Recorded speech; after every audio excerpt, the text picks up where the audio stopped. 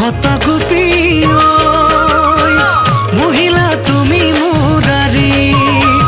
এশিঙা বাজে বেনু বাজে বাজে করতাল চৌপাশে নাচে গোপী মাজতে গোপাল